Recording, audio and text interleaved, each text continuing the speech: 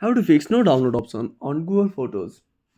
Hi everyone, this is Max. I hope you are doing great. So let's start without wasting time. First of all, open up your Play Store, tap on the search bar, and search for Google Photos.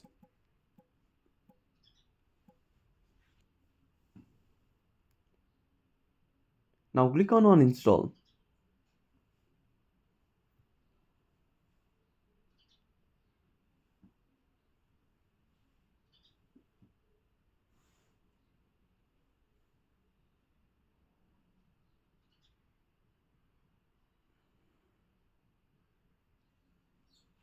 Now tap on Enable.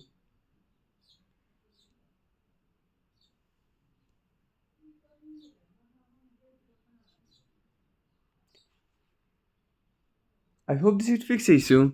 If you found this video helpful, smash that like button and subscribe our channel for more awesome content.